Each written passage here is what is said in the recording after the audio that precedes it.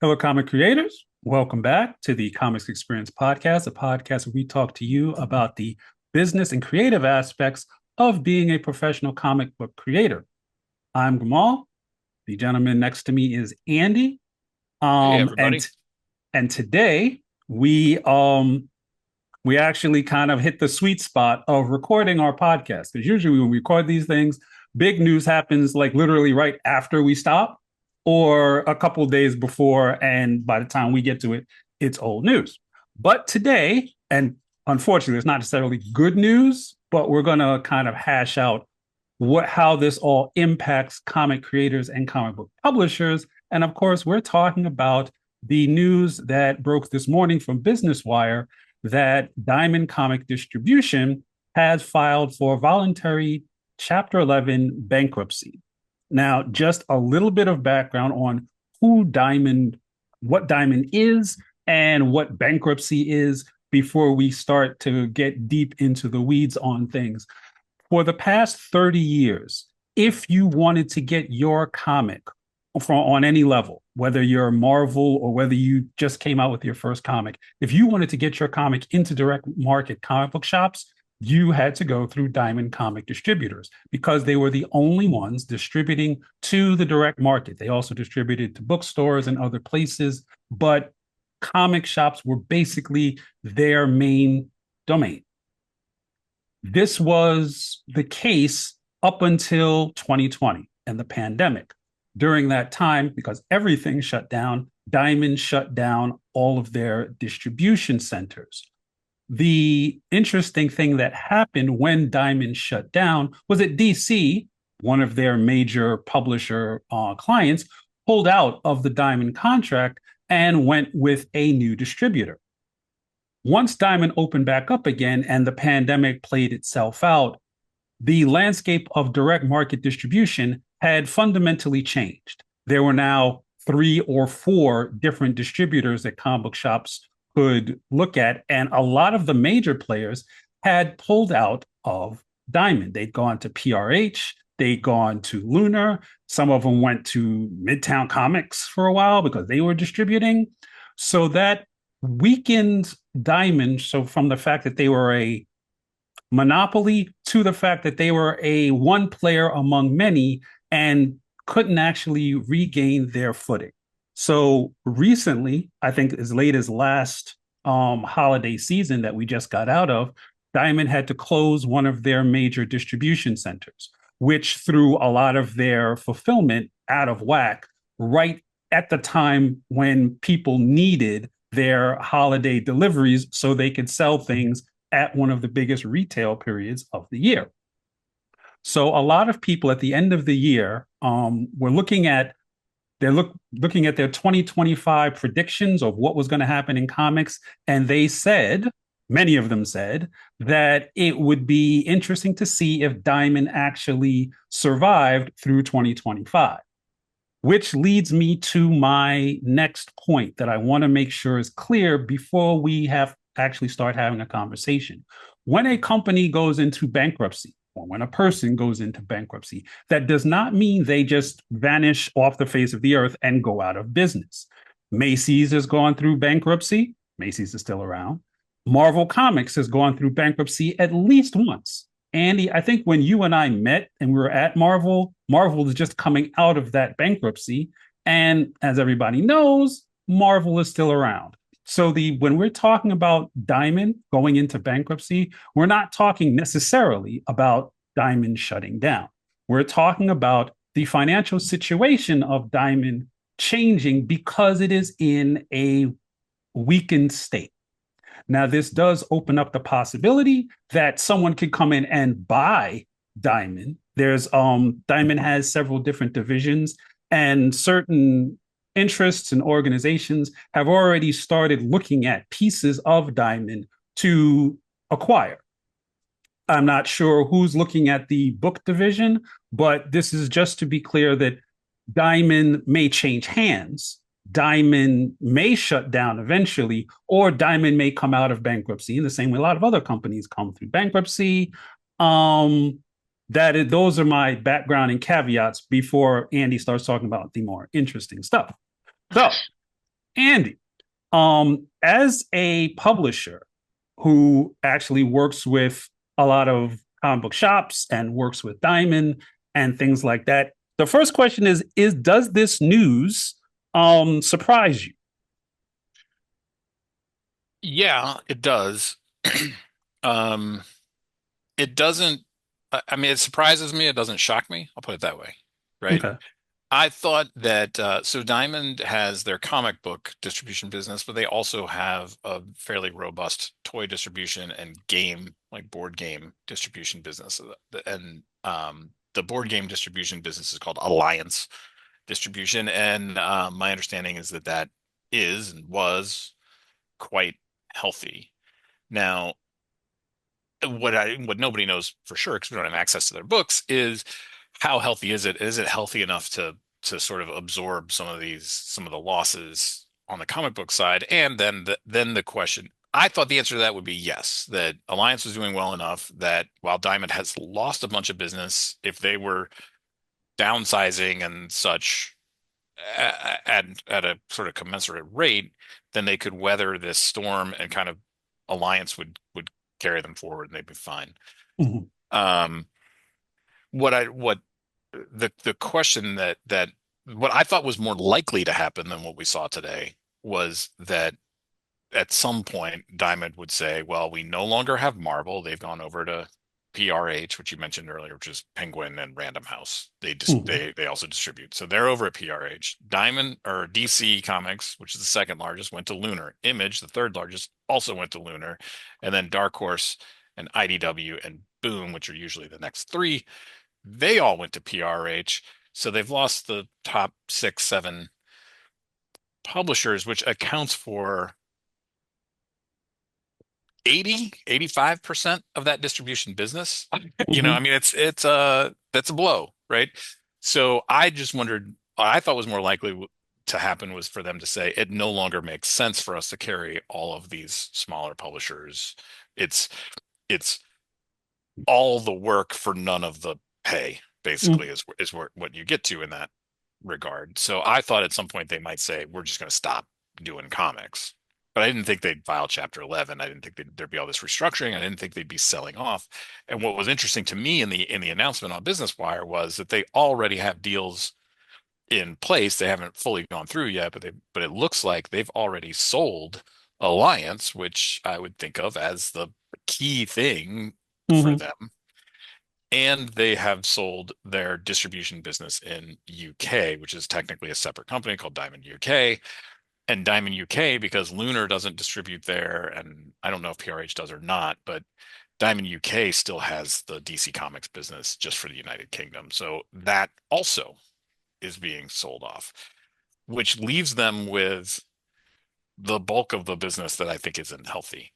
Mhm. So that to me is was the kind of the most surprising thing. If they were really trying to come out the other side of this as a fully functioning company, I would think they would want to not sell Alliance at the very least. Right. So that's all pretty interesting. There were some signs at the end of last year, the with the Plattsburgh location that you mentioned, the distribution center that closed, that seemed to happen lickety split. Mhm. And when they sort of messaged about it, they were like, "Yeah, we've been planning on this for a while, and so we're just gonna pull the trigger now at the worst possible time." And there was some speculation from some people that I think are intelligent who said that actually looks like they were kicked out of that Yeah. location. What I heard was the landlord of the space like didn't was not willing to go month to month on their lease and then just said, "Yeah, I want to kick you guys. I need that space. You guys need to get out," which means they had very little, seemed like they had very little economic leverage, which would, I mean, in hindsight, you're filing Chapter 11 that because you have very little economic leverage. Right. So that's all the like, did it surprise me or not? And the other ways I thought it might play out. What's I think the thing here is that a lot of people, and this is why you explained what Chapter 11 means. A lot of people don't understand what Chapter 11 means, even after you explain it to them. And there's a lot of different ways that Chapter 11 can go. So even if you Right. do understand it, it's not so well defined that like any business that goes under Chapter 11, this is what happens. Right. And so there are scenarios where, companies or individuals that they owe money to may or may not get paid, or they may get paid a percentage of what they're owed. Mhm. Um, they may never get paid. Probably they're not going to see any check for quite a while because when you go into Chapter 11, that means everything's kind of gets renegotiated and Right. scrambled. So, Yeah. What I should explain is when a company goes into Chapter 11 and all the assets are actually allocated and valued, and then everyone who, let's say a company goes into Chapter 11, everyone that company owes money to has to get into basically a theoretical line, which called your receivership. Where do you fit in the line? Usually, the people who have the secured debt, they're first in line. The people who have unsecured debt, they're next in line. And then the people who are simply owed money in the normal course of business are last in line. So if you are and in this scenario, and I don't know who has the secured debt, I don't know who has the unsecured debt, but if you are, let's say, a publisher who was owed money from Diamond because of orders that were made, that is more than likely going to be unsecured debt. So you are going to be pushed farther and farther back in line. And the reason that is significant is because there's a certain amount of money when they get to the beginning of the line. And everybody takes their piece, whether it's a percentage or they get to take what all it's owed to them, depending on the negotiation. And the farther you go down the line, the smaller and smaller that amount of money gets. So that when you get closer to the middle of the line or the end of the line, there may be no money left. So if a company goes into bankruptcy, there is a scenario where a significant number of the people who are legitimately owed money get no money. So that's just something I want to point out just to make it clear. But keep in mind, I'm not a bankruptcy attorney, nor do I do litigation or receivership. This is basically just what you learned in law school. So you can talk about it on a podcast. yeah, also not a bankruptcy attorney. I'm not even an attorney, nor have either one of us played a bankruptcy attorney on TV. No, no, All my agent all couldn't of get me that. all of those caveats apply. But yeah, I mean, I've been at companies. We were at Marvel. That's when I first started to kind of learn about bankruptcy because I took a job at a place that was in bankruptcy, which seemed foolish. So yeah, I mean, going back as far as 2002 when I got hired at Marvel, like, I mean, that's when I first started learning about it. And then, unfortunately, bankruptcy is a word that comes up on a fairly regular basis in the comics industry. Um, so yeah, I mean, I think that it was interesting in the letter that they put out. They were like the letter basically said two things about money going in and out of Diamond. Mm-hmm. It said, if you owe Diamond money, please continue to pay us. And the other line was, if we owe you money, oh wait, no, there was no other line. It really Mm-hmm. did not talk about money going out. And so as of as of waking up this morning, there's a lot of publishers in business with Diamond that are very nervous about whether or not they're going to get paid at all. And if they are, what does that timeline look like? Now, you get the sense from the letter, which I'm sure was very carefully written and reviewed multiple times by attorneys. You get the sense from the letter that they kind of are going to say, we're going to keep operations as usual for publishers and retailers. And that might be their intention, and that will happen until they can't, Mm-hmm. Mm-hmm. right? Yeah, I think Um, if you're, no, I mean, you're a publisher, you have business with Diamond. How confident are you that A, Diamond is going to continue doing business in the direct market? And B, how confident are you that they are going to pay you what they actually owe you, not just a percentage of what they owe you? right. And then And then now the big unknown is where reality and perception of reality intersect, Hmm. right? So let's say you're a publisher or you're a retailer. If you're a retailer and you see this announcement, and they probably all have by now, are you going to want to place orders with Diamond? And how quick are you to pay that bill? Let's say you've got a bill with PRH, you've got a bill with Diamond, you got a bill with your landlord, you got a bill with your utilities. If I were a retailer, all of those other places would now get paid before I would pay Diamond, which Hmm. wouldn't have been, which may not have been true last week. So, and the reason for that is, well, I'm not even 100% sure they're going to keep shipping my product. Right. So why do I And want you to may pay a be mad bill? at them because they didn't ship your product over the holidays when you needed it for Christmas. So you still Right, might feel some type of way about that. right. People in the comic book industry, whether it's publishers, creators, fans, retailers, they're a superstitious and cowardly and also vengeful lot.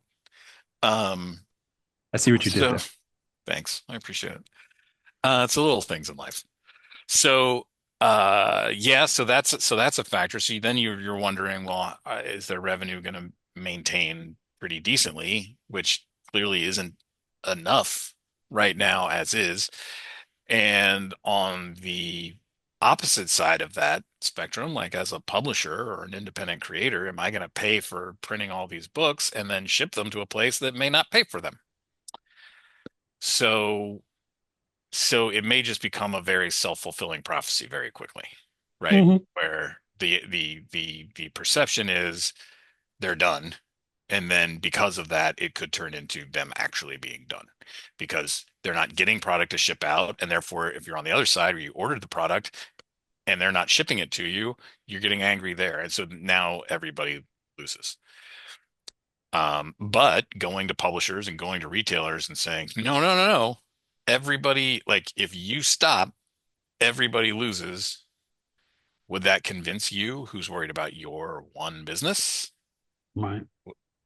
Like, are you going to be like, for the greater good, I will put my entire livelihood at risk? So, I mean, feel like this is going to go pretty poorly pretty quickly um, for a lot of people. And because comics are, by and large, a very low margin business, Hmm. just this announcement alone is going to put some people out of business Yeah. because of the ramifications of what we were just talking about. Not just, it's not like the letter goes out and people are like, that's it, I'm done. But it's going to put people out of business because payments are going to slow up or whatever happens, or um, and there's not enough money and there's not enough savings in a lot of these businesses to weather a storm like this.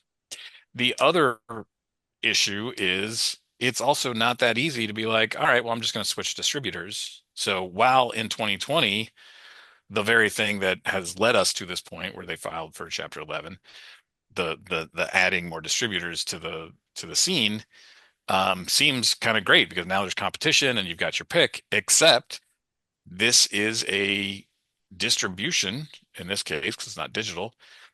We're dealing with physical books that are difficult to move, have to be taken careful because as a collector, there's a collectability aspect, have to be taken care of. And they take up a lot of space. And so just going, well, okay, well, you know, as a small publisher, I'll go, okay, I'm going to call in Lunar, call in Penguin Random House, and maybe some other distribution options that you might think of. There's no guarantee that any of them will take you on. Right. And a lot of that has nothing to do with whether or not they like you, or maybe not even that much to do with your sales volume. It may just have to do with the fact that all that warehouse space is taken up already. They don't Hmm. have capacity to move more units, which is something that everybody that's a publisher and a retailer really like should know that and understand that. And I think they do. Like if you ask them, are comics physical books that take up space? The answer is yes.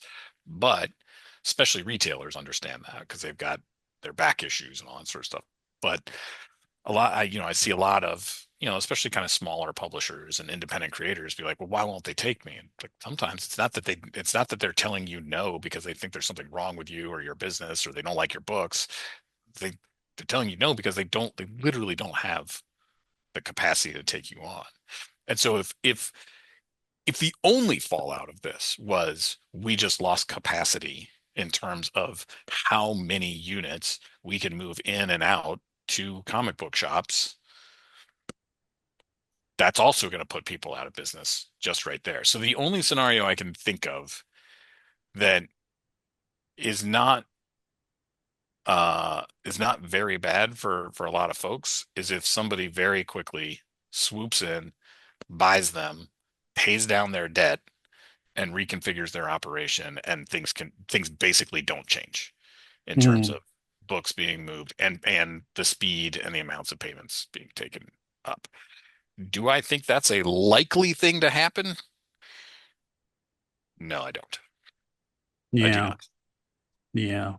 I wanted to touch on two things because there have been, I don't remember which financial institutions it was from the letter in Business Wire, but there's already different entities who are looking at acquiring pieces of, like you mentioned, Alliance and other pieces because comics is such a low margin business and because in the grand scheme of media proliferation, comic book IP is valued, but the comics themselves are not. Is there a scenario where a leveraged buyout or a financial institution comes in, buys Diamond, cuts up all the pieces, and then decides, well, comics just aren't worth it to have that particular line of business going? We're going to do the games, we're going to do the books, in terms of actual book distribution to bookstores, because bookstores are making a resurgence with like the Barnes and Noble opening up the hundreds of stores they're opening and a lot of other independent bookstores. But we're not going to worry about independent comic book shops anymore, just because out of all the lines of business, that business just isn't worth it to us. Do you see that occur? Yeah, I could see that because that's essentially what I was talking about when I thought I could see that occurring with Diamond. Like even Yes. if they didn't go out of business. So yeah, I mean, I definitely could see somebody going, "Hey, we'll take over your," and I don't know if they own the warehouse in Olive Branch like Mm, outright. Do they own that property or is it leased or whatever? But I could see somebody going, I could be wrong on this, but I believe they do own their own trucks. right. So I could see somebody going in and being like, I want those trucks. I want that warehouse capacity. What I don't want is the comics business Right. itself, like physically doing that. So I could see somebody going, that has value, and if I can get it for cheap, I'll buy it. But because I own a printing business and I deal with shipping and carriers all the time, a giant shipping carrier, Yellow, just went out of business like a year or two ago, and Mhm. nobody came in and bought up all their trucks, and that's created massive problems in the shipping industry because there aren't enough trucks, which is why a lot of stuff is getting slowed down. But I would have thought somebody would have come in and bought those trucks. And as far as I know, they're still sitting there doing collecting dust. I could be wrong Mhm. about that. I mean, it's been a while, so that may have happened and I just didn't hear about it. Um, Okay. Well, the but other piece, we're also talking about a lot smaller, I mean, Yellow is a vast fleet. right. Diamond is a small fleet, and so maybe that would make more sense for Yeah, somebody maybe that more doesn't need it. palatable depending on who wants to get it. The Right. other thing I want to point out in that Diamond filing for Chapter 11, which does not mean they're going out of business, it does affect a very specific distribution channel in comics, a very major distribution channel in comics, but it's not the only distribution channel in comics, especially for emerging and independent comic creators who historically couldn't get their books in Diamond anyway. And for comic book shops that didn't have the economics or the space to actually support independent and emerging comic book creators. Now, a comics experience, that's who we kind of deal with the most. The people who are Yeah. members in our community pro, the people who are, getting creator owned deals with various publishers. They're all of them had historically had to look at other distribution channels because diamond and the direct market was not available to them.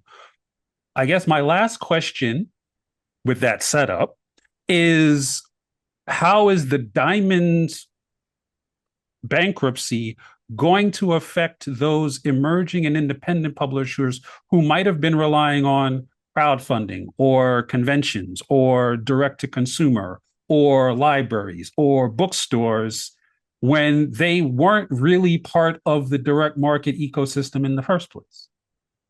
Yeah, I think those things are fine, right? But you're probably going to see people making predictions like, oh, crowdfunding's gonna on for comics is going to go up. I think you may see more campaigns, Mm-hmm. right? I think more people will go there because some that were just in Diamond are now going to start crowdfunding.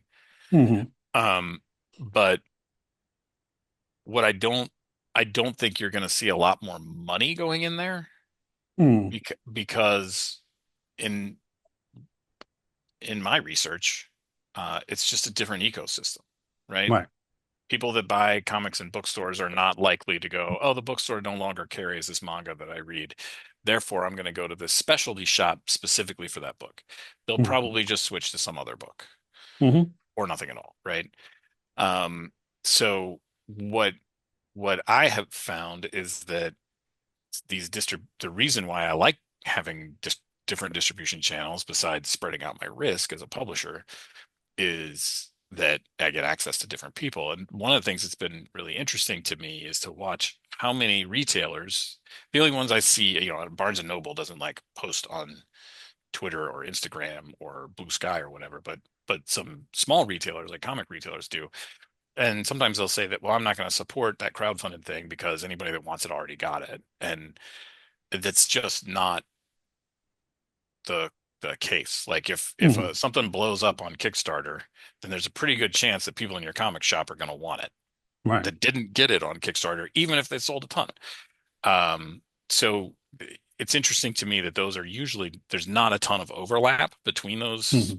sales channels or whatever. So I think what we'll see is that a lot of these smaller publishers, and you said a lot of publishers have trouble getting into Diamond.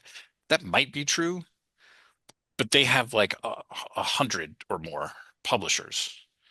And the next biggest comic book distributor for direct market has 12. Mm-hmm. And from what I understand, none of them are particularly looking to take on new and smaller. So, I mean, we're talking about a wounded company that has a history of some not great stuff, but also has a history of being a pretty good proponent of smaller and independent creators. So, Mm-hmm. and the biggest worry I would have is there any place that's even willing to look at that? Because it is such a low margin, low return business. And the smaller the publisher, the more work goes into setting it's roughly the same amount of work to set up a small publisher stuff to solicit each month and get it Mm-hmm. distributed as it is to do Marvels, Right. right? And then Marvel pays you millions of dollars, and this guy over here pays you $40 Right. for ostensibly the same amount of work. So at some point, it just doesn't make sense. You can't do the small publishers if you don't have the big publishers that essentially are subsidizing the small ones. And that Right. if that's broken or severed, which it looks like it likely is, I don't know how you fix that because you like as an industry, we were relying on essentially Diamond's goodwill Mm-hmm. more than I think most people realize we were. Okay. No, that does make a lot of sense. And a lot of the emerging, well, quite a few of the emerging to mid-sized publishers that I work with as my clients, they have, gotten into Diamond after, I guess once their catalog got, to a certain point, then it was not necessarily a turnkey thing, but they did get in eventually. I'm going to try to close this out with something completely from left field that has really nothing to do with comics, but has everything to do with the changing nature of sales. I've seen people talking about platforms like Whatnot and other platforms that are basically direct to consumer, but they're using this kind of live video, not necessarily auction, but it's a system by which if you have product like comics, you can go on to something like Whatnot and you can sell, depending on who you ask, you can sell considerable amounts of merchandise fairly quickly directly through to the consumer. Now, I do not know if fulfillment and distribution is the same as crowdfunding or the same as eBay, but do you think there is a potential opening if a emerging publisher wanted to go direct to consumer, that between crowdfunding and conventions and things like Whatnot, that they can not reach the same audience, because as we've pointed out, the audiences are different, but reach enough of a different audience to cover that shortfall? Um, that's a good question. I don't know that I would say if you were doing the bulk of your business through Diamond that you as a publisher, as a small to mid-sized publisher, I don't know that you could pivot that quite quickly enough to make up Mm-hmm. the shortfall.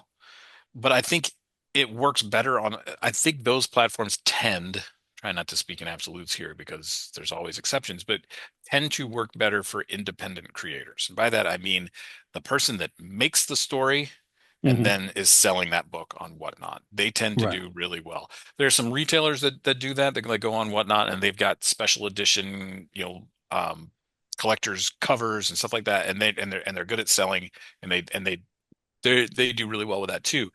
But as an independent creator, if I'm just making my creator-owned book, it's the only book I'm selling and it's mine and this is how I'm getting it to its audiences. Yeah, I think you can do that very well and it's more sustainable because you're hitting those people up for one book, Right. right? Whereas if if at CEX that I run, if we were to try and pivot and do that, I'd be like, here's a whole bunch of different books. Could you buy them all? And what I'll get is some segment of the audience that's going to buy this one or that one or this one or that one. So Mm-hmm. I might in total make more sales than that independent creator, Right. but per book, I'm not. I don't think I Mm-hmm. would be as likely. So and also a lot of those sales platforms have a lot to do, and it's part of why video is such a important component, have to do with that sense of feeling like I'm getting to know the person behind it and getting to know a retailer, um, or getting to know a publisher is very different than getting to know the creator of the book. I'm buying Right. that because he or she is talking about how awesome their book is, and they really convinced me. And I really like them. They're Mm-hmm. on Mm-hmm. screen, and I like them, and therefore I'm going to buy it. And I want to support them. You don't find that many people who are like, I really like the cut of this publisher's jib, and therefore I'm going to support them. Like that doesn't happen. Like Mm. that's not it's not the same thing. It's just different. It's different marketing tools and it's different ways to market the book. And some benefit independent creators more than they do organized publishers with a line of books by different publishers. And so I think those things, I think you're going to see those increase, and I think they're going to do really well. Like there's a couple of creators I know who are really good at that stuff, and they'll do great. Mm. Mm. Yeah, and in the scenario that I'm imagining, the publisher would be kind of the same way that they're doing it now, where, well, the scenario would basically be they would have the creators up on screen talking about the books to sell the books, and then when the orders came in, the publisher would print the books, ship the books, collect the money, and then so that would be how you could actually get someone who is very emotionally invested in the book, the creator, to help sell the book on the platform, and then the publisher would have to do the back end work. As long as your creator is not an introverted person who specifically went into comics because they didn't want to be on screen, and now if you tell them to be on screen, they're just going to jump out of a window because that is literally the last thing they wanted to do. You also just described 85% of comic book creators. But there are some Okay. that are really great at it and are really outgoing and enjoy doing it, and they'll do fine on that platform. It is unfortunate, I think, that we're at a point, and we've kind of been here for a while, honestly. This is just pushing us further down the hill where it has just become less and less about being able to create. Mm-hmm. It used to be a lot easier to be easier is the wrong word. There used to be more of a path to just be the creator and not also be the marketing person and the point of sales person and the shipping person. And those opportunities are less than they used to be. Yeah. Yeah. Okay. So this is the impact of the Diamond bankruptcy is going to be felt for weeks and months to come. So I'm sure we are going to revisit this issue. There's already been a substantial amount of discussion about the Diamond bankruptcy in the Comics Experience Community Pro Discord. So if you'd like to be part of that conversation, the link will be in the show notes for you to join Comics Experience Community Pro and get your first month free. But until we see you there, we will sign off on here, and we'll see you next time. I'm Gamal. He's Andy, and have fun with your comics.